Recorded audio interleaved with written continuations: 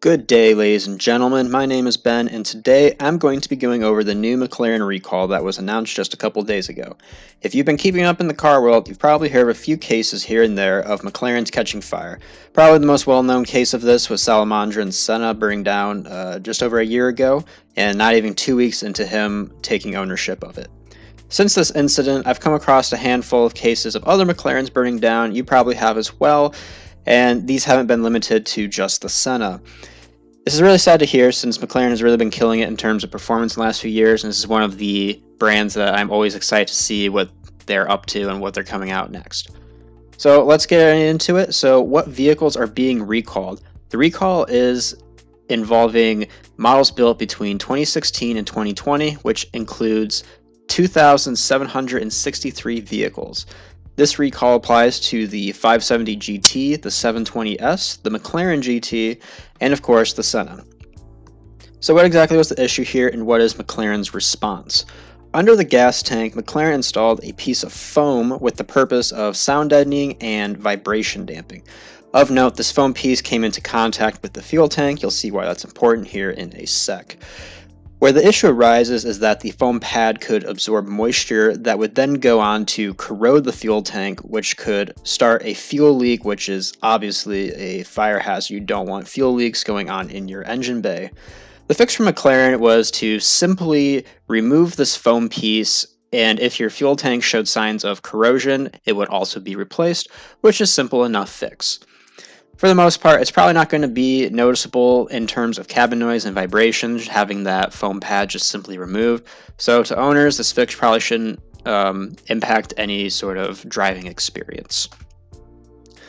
I think things get interesting though, because McLaren says that if a fuel leak is created in this manner, the fuel would spew into a cool part of the engine bay, which seems to indicate that the fire is still unlikely.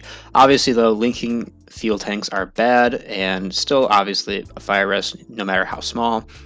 We don't want those. So according to Bloomberg, McLaren has stated that no fires have actually been linked to this issue of corroding the fuel tank.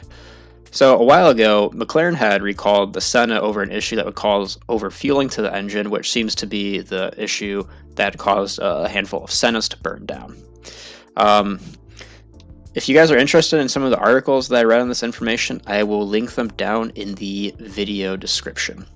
So what does this mean for McLaren? With this issue coming to light, I think people might suspect that there are more fire risks associated with McLarens.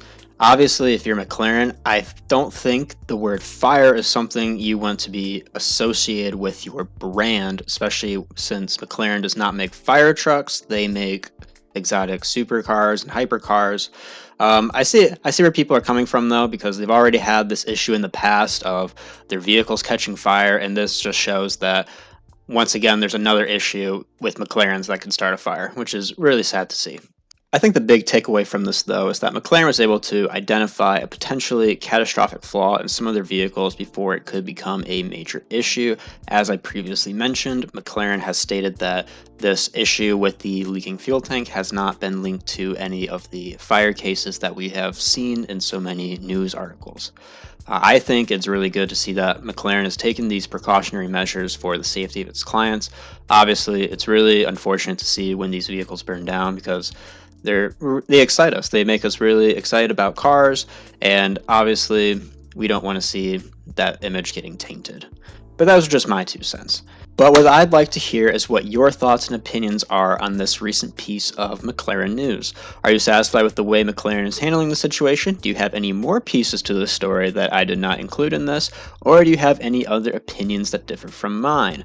Please let me know in the comments. As always, if you enjoyed, please like, favorite, subscribe, hit that notification bell, and I hope to see you in the next video.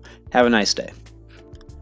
But what I'd like to hear is what your thoughts and opinions are on this recent piece of McLaren news. Are you satisfied with the way McLaren is handling the situation? Do you have any more pieces to the story that I did not include in this?